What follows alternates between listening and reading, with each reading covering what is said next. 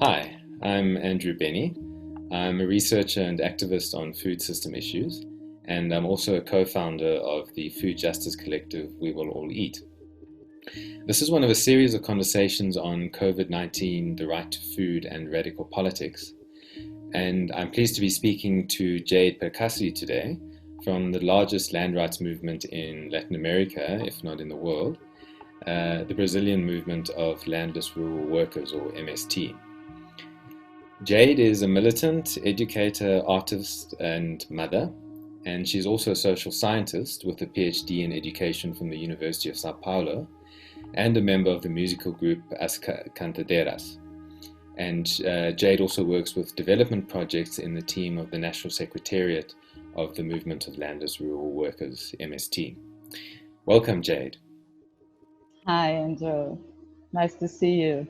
Great, thank you for being with us. So, Jay, to start, could you please tell us a bit more about the MST as well as your own role in the movement?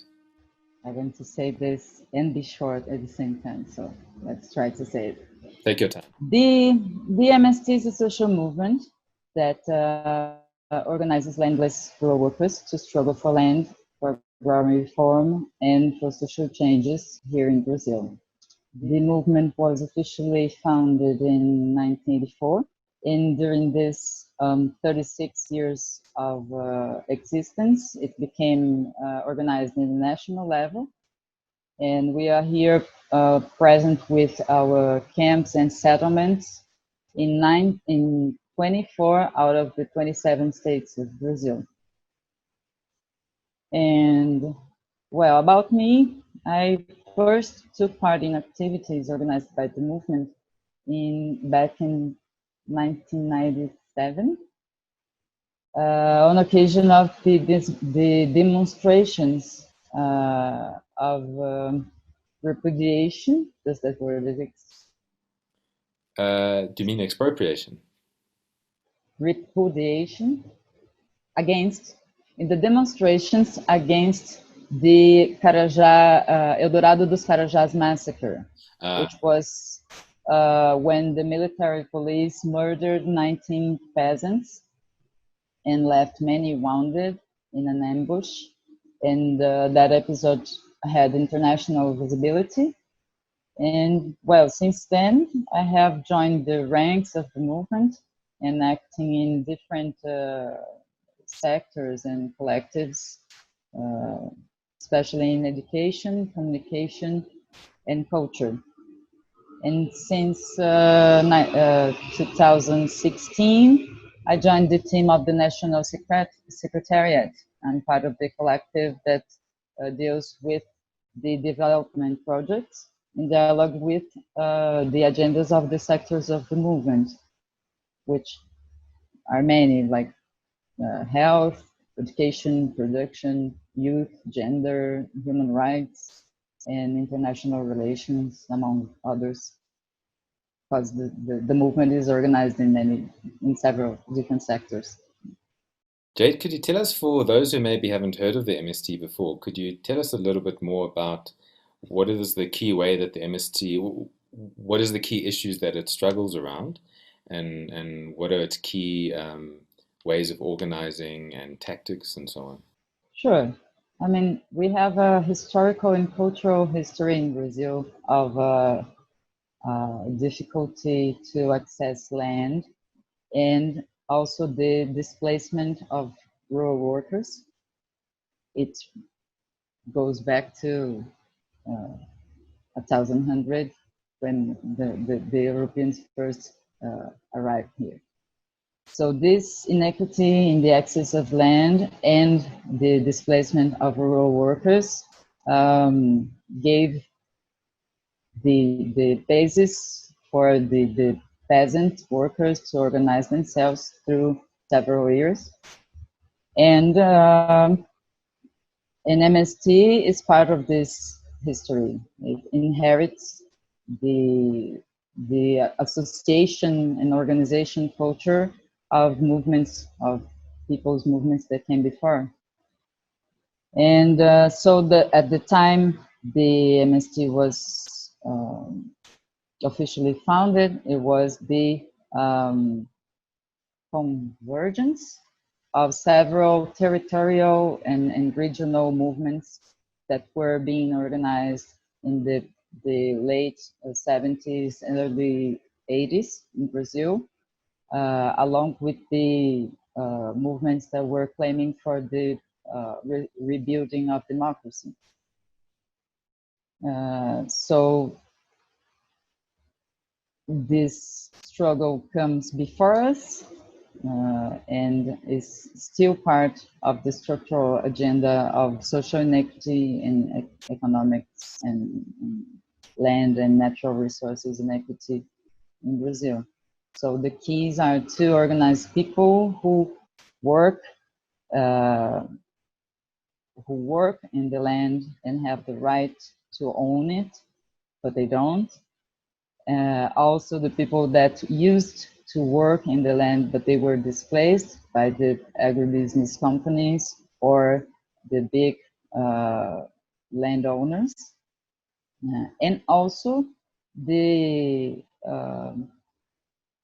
sons and the grandsons of people that were displaced and that still wish they could live in the countryside and work in the land and produce food, basically, and don't have a way to do it because we don't have a clear policy to build the agrarian reform. So the movement organizes people to get the land back, but also to do the pressure on the government to establish policies, public policies, that may build the conditions for people who live in the countryside and produce in the land, and to get their food being commercialized in the cities, in urban areas. So, and to do that, of course, we also struggle for the social change, because we understand that under this working methods, systems, the capitalist mode of production, this will not be possible because there are so many economic interests involved. Can you tell us a little bit then about the political context before COVID happened and now what's happened since COVID? The situation that the MST is now finding itself in Brazil. Yes, I will try to be very objective on that because there's so much going on here.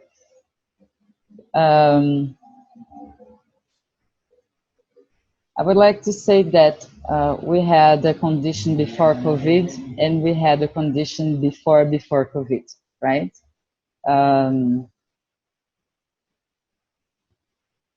Because maybe most people in other countries may not be aware of what was going on here. We had around 14 years of a federal government that was led by the Workers' Party. And even with many problems, many contradictions, because it's such a huge country and different interests and all that.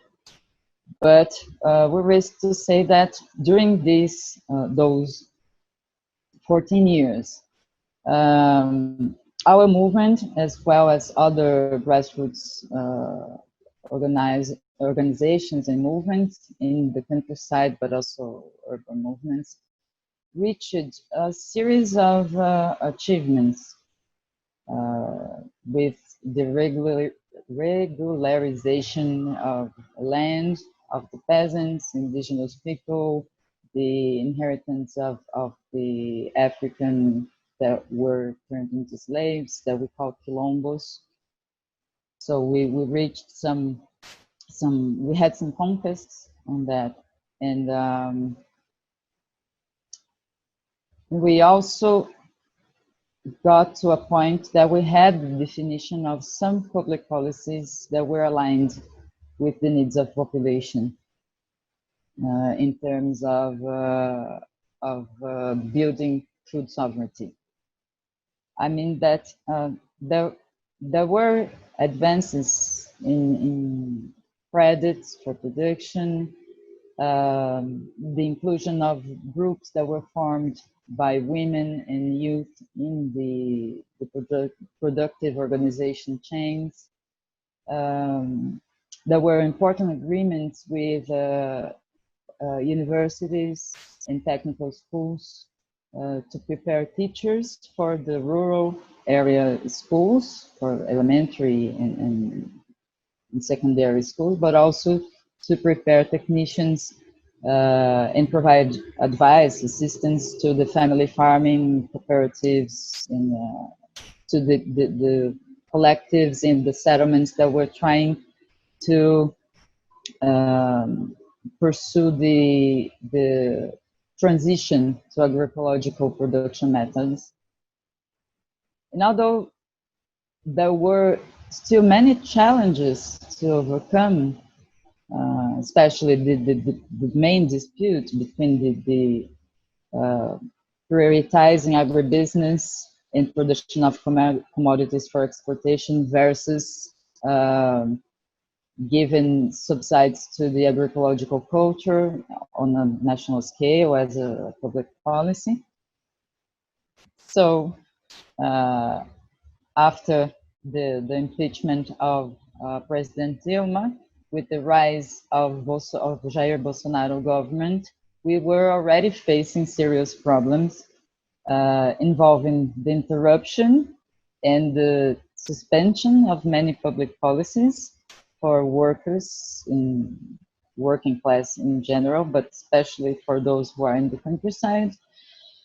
And also issues involving the devastation of our environmental preservation areas, the rainforest, and the other biodiversity territories, the other biomes of Brazil. Because the president, acted this, it's not destroying the word, when you have something built and then you were taking it all apart. He took apart all the institutions and organs that were responsible for regulation of the preservation areas and all the codes, the laws, everything was suspended, so that there we have been in a process of devastation never seen before. Mm. In addition to that, to all the social issues and environmental issues, we have faced since then the persecution and the criminalization of people and organizations, activists of all kinds, environmentalists,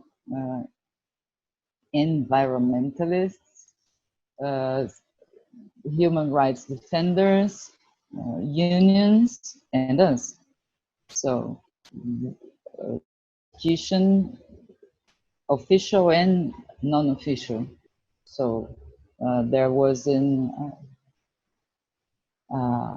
increase of the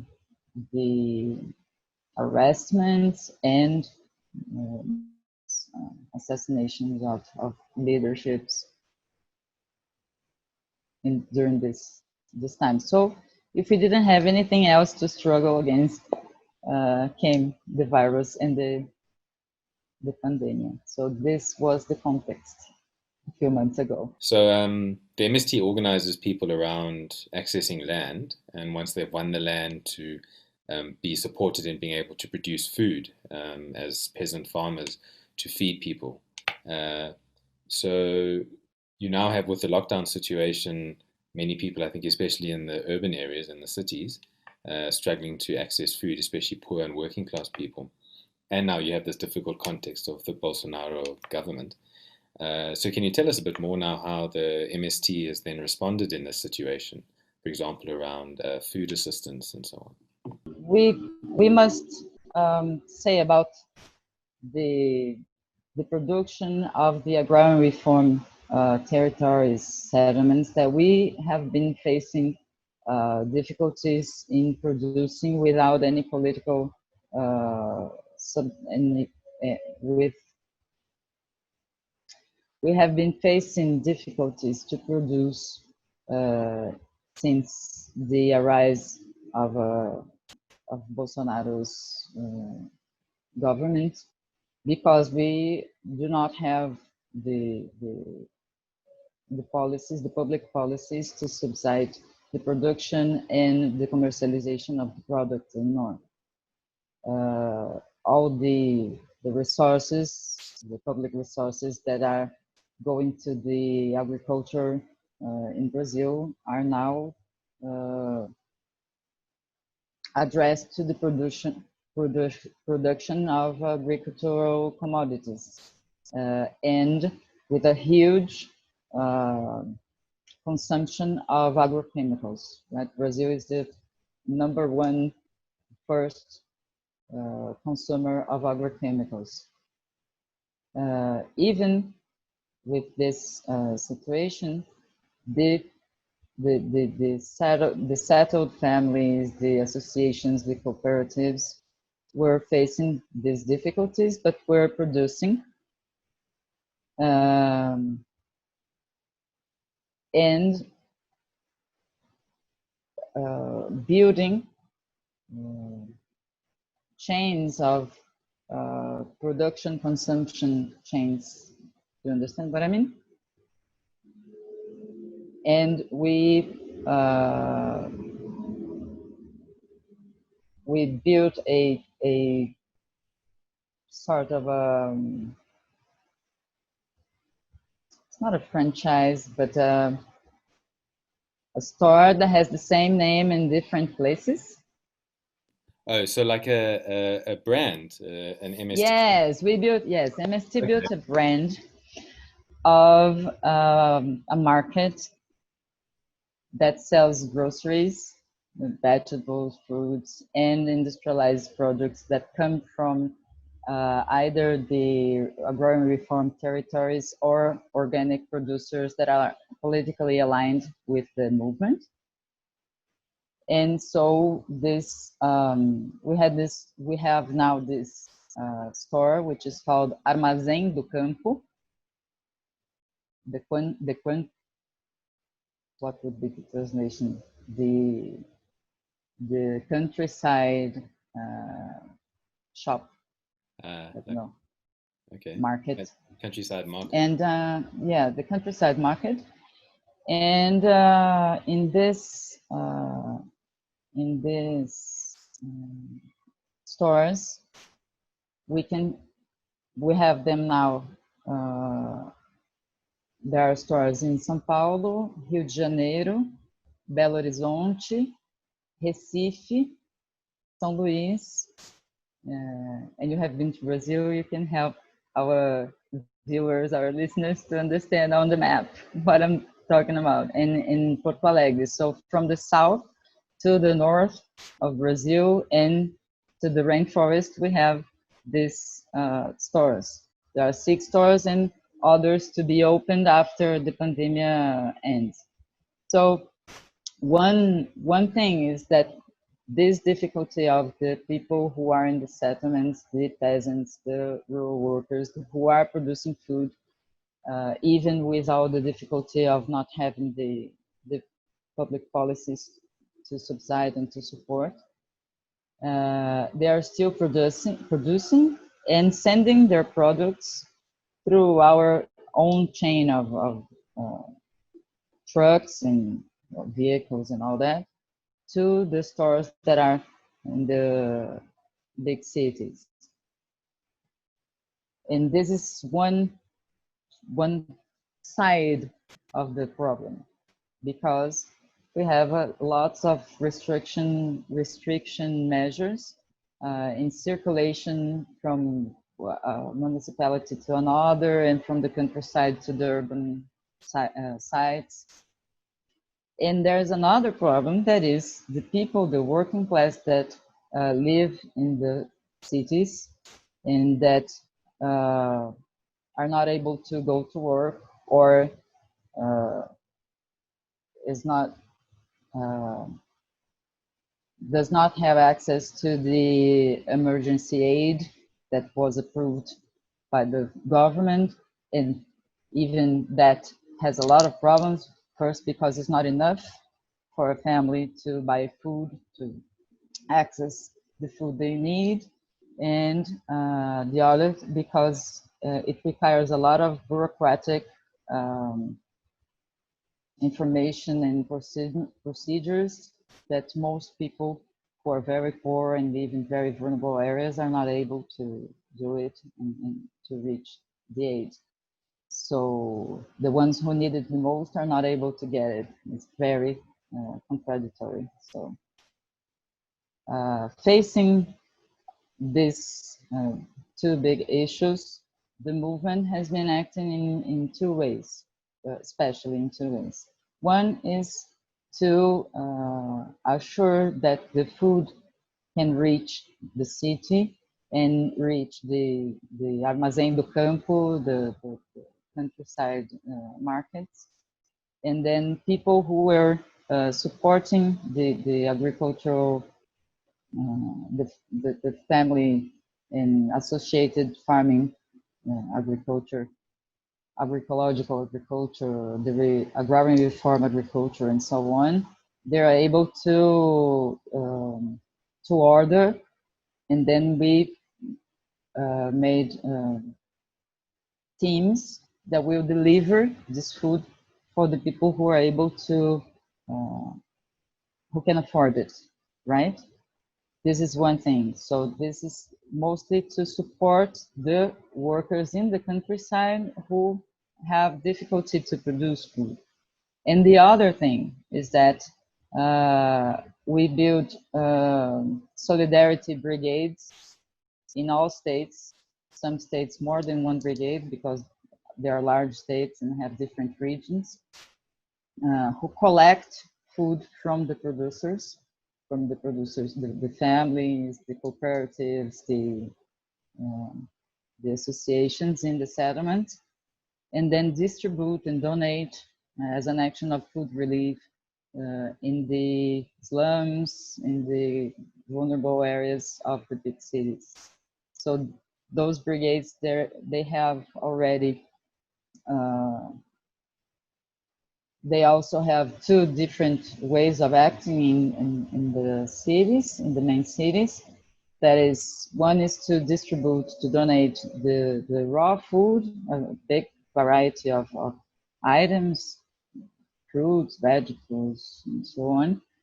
And the other one is to prepare food, prepare the meals, and distribute for those who are in extreme situations of vulnerability. Homeless people and people who are not in conditions to work and to have any kind of aid. It's not enough. Brazil is a huge, huge country, and there are lots and lots of people in hunger right now. But our movement was founded and has continued its history based on strong solidarity principles. So we're doing what we can, and in dialogue with other grassroots organizations. In each department, each state, we have different alliances with progressive churches, either Catholic or Protestant or Afro-American religious leaderships, any civil society organizations who wants to help people to keep alive at this time. And of course, once people are able to eat and be alive, we can start to talk about the structural convictions that led us into this situation. Can you tell us more then? So, as you say, the food relief efforts on their own aren't enough. Um, but there's some political potential here around what it means for talking about structural injustices, connections with other. Exactly. So can you tell us more Exactly. about what the political importance and implications of these food relief efforts are to the MST? Sure. I mean, before the pandemic, before the COVID came, we had in our schedule for this semester, for instance, several fairs, you know, public people's fairs, and then the peasants come from all over the territories of that state to perform shows, concerts, and to present their products, agricultural products, and art craft, and they're very. I miss that a lot. And we have, so we build these fairs as spaces to establish the dialogue between people from the countryside and people from the cities. And aside from selling the food that is produced in the agrarian farm areas, is a very special space to talk to people. There are scheduled debates or workshops, but also to talk to people that come to buy the the products and then start to know more about the movement and the people who are now um, owners of collective owners of their land and who are producing the land that was achieved through struggle and organizing people and all that. And since we don't have the fairs right now, and since people cannot go to the countryside stores, the countryside markets, the Armazém do Campo right now, what we do is that the brigades that are distributing food, they are not only distributing food, they talk to the people where they take the food to. And so I didn't say before, but the movement also built through these years a publisher, which is called the People's Expressions Publishing. And so aside from the food that we distribute also leaflets and books and magazines to the people who uh, who are in these extreme conditions of vulnerability, in order to provide information, because we understand that people are hungry of food, but they are also in need of culture, of information, because the virus had an impact much more severe on the people that were already facing the contradictions of the system, you know. So it is also a point to talk to people and help awareness of what led us to this place. I wanted to ask you earlier, do you have any idea of how much food the MST has actually managed to distribute and donate from the peasants? Yeah, I actually have just received the update because we're doing the updates week after week. And, so during this 13 weeks already, uh, we have, the brigades have donated more than 900 tons of different items of food, and more than 20,000 meals, prepared meals, in different state capitals, the biggest cities that have the highest levels of social vulnerability. And we also have donated, we have cooperatives and settlements that are producing soap and alcohol and the cotton masks, so they have been distributed too. That's amazing. I mean, that's incredible for one movement to be doing that scale of donations and production and so on. You know, we don't have the means, but we have the people. Yes, yeah. Um, I mean, connected to that, so you've been doing this very practical work then of donations and so on. But the MST has also recently launched the emergency plan for people's agrarian reform. So can you tell us, because I was going to ask you, how do you see these efforts of food donations in relation to the industrialized capitalist food system and the social injustices of society? But perhaps you might want to then, and how does this prefigure or lay the groundwork for alternatives? So perhaps you'd like to tell us a bit about that emergency plan for people's agrarian reform that really tries to think in counter-systemic ways of how to Okay. of addressing the crisis. So yes, we have an emergency plan, and why is that? As I said before, we have been facing several issues with the rise of Bolsonaro's government, with several measures and decrees that go against the people's rights. And aside from that, now we are the country with the worst way of dealing with the COVID-19, right? So we have the official numbers actually register more than 1,000 deaths per day, each 24 hours. And we have reached yesterday 44,000 people who died and 890,000 people who are infected.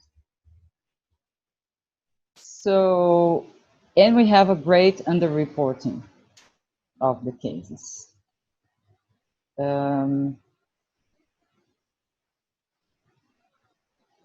So this is a non-precedent humanitarian tragedy,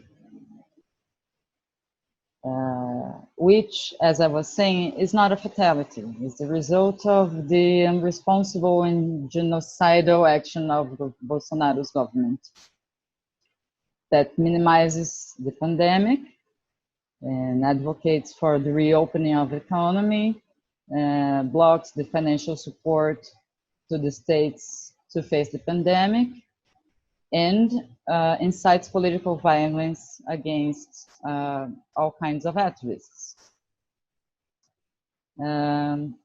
So we are not going to be able to get out of this situation if we don't have, if we don't take action for that.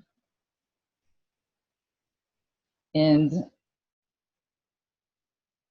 that action must involve many social agents, social actors of society. As we say, you don't have to be a communist or a socialist to understand that what is going on will not lead us to a good end if we do not take action to stop it and to try to avoid all those measures. So the emergency plan is a manifest. Does that make sense? It's a manifest in defense of life and against death.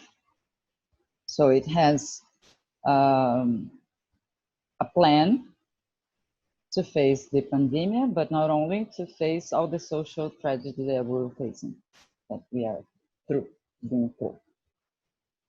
The first keys for that plan is that the people's organizations must make pressure to take Bolsonaro out of the presidency.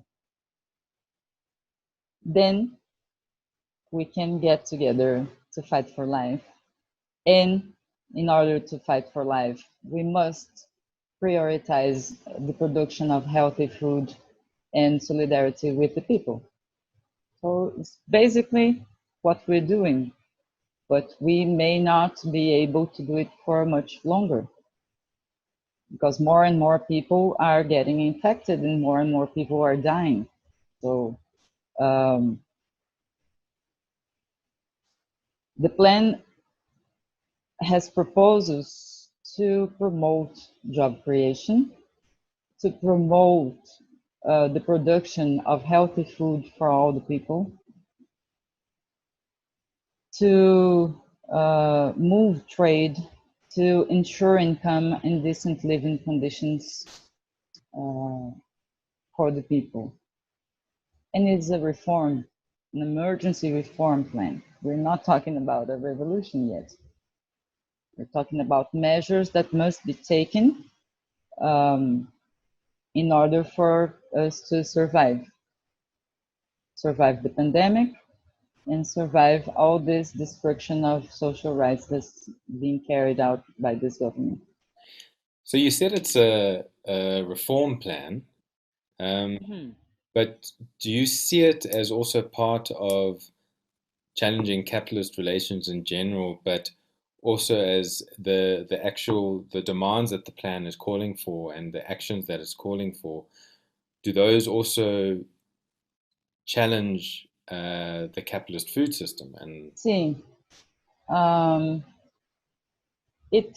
the plan has proposals that go against the system as it is settled today, right? Because we are talking about, for example, when we talk about the regularization of the land for the people who live and work on it, we're talking about means of production. We're talking about the democratization of the means of production in terms of the agricultural production.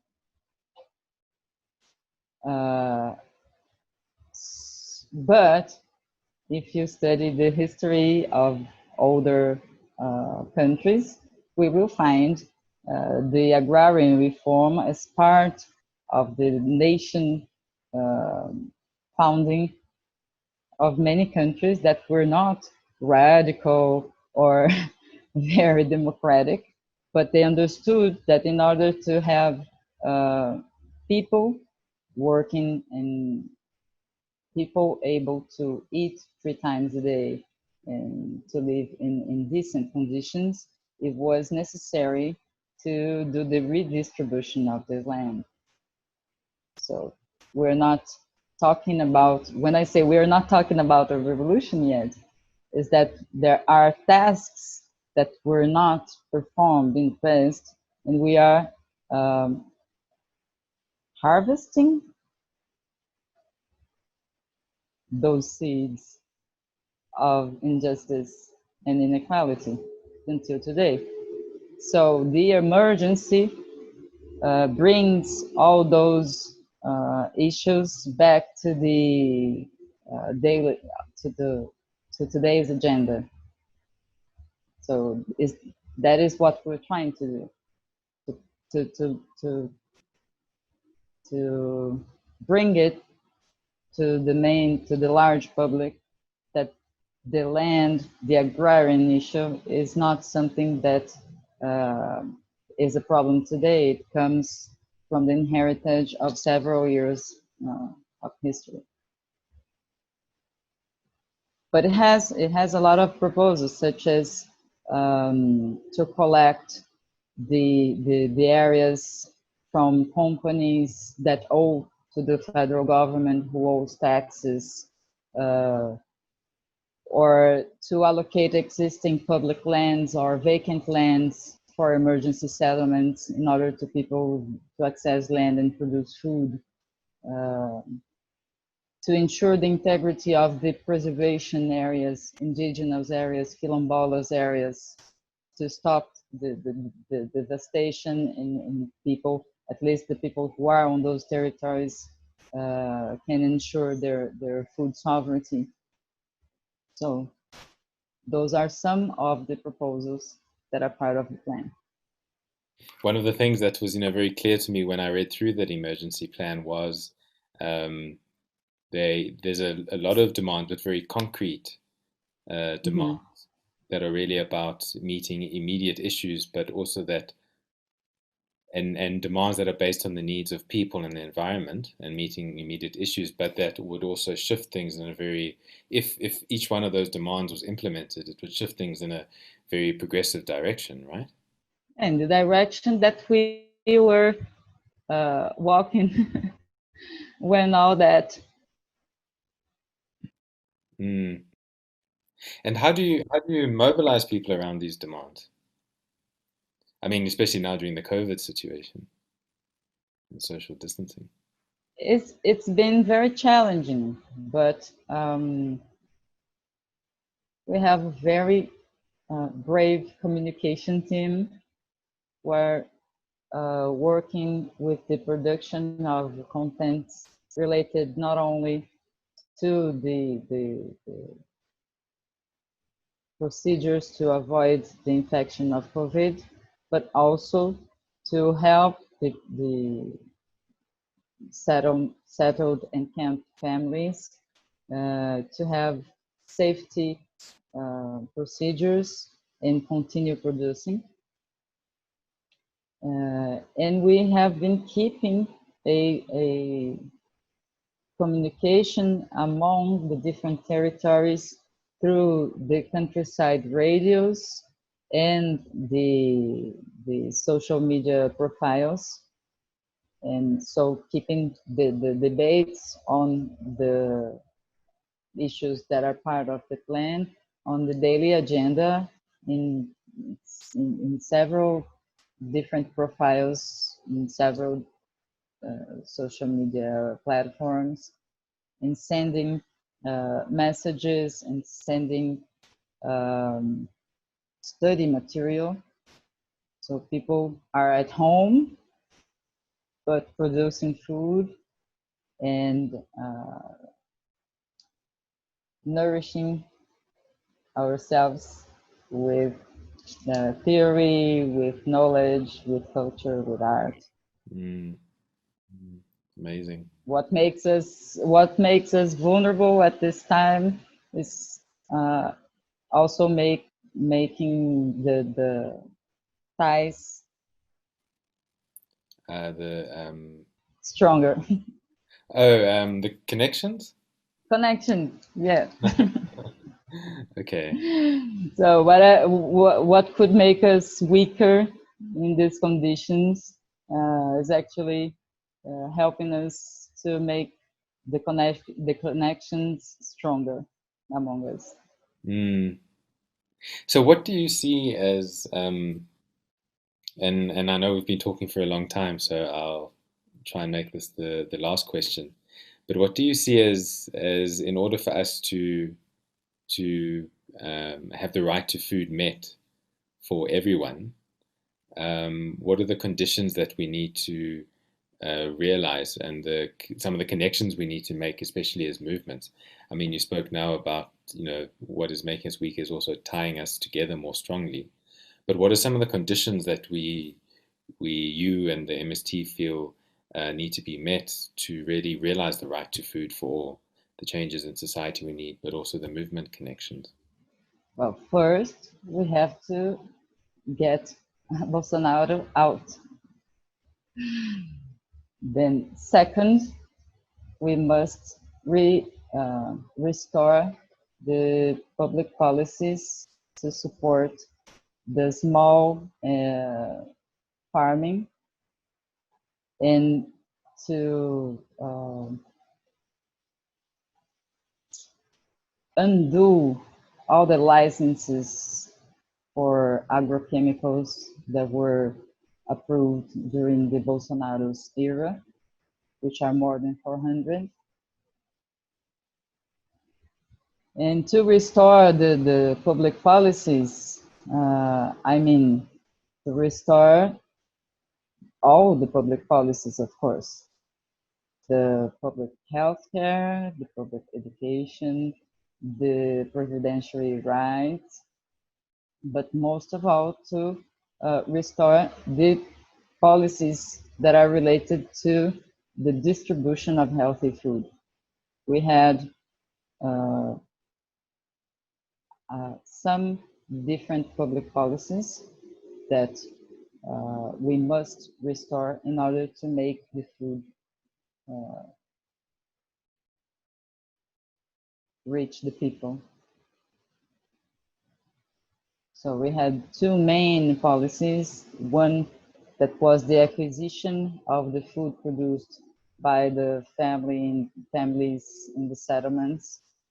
That was the acquisition of the food produced in the agrarian reform territories, and then this food was used for the preparation of meals in hospitals, in schools, and other institutions. And we had a national program for the food in schools and education institutions nationwide, which has been dismantled.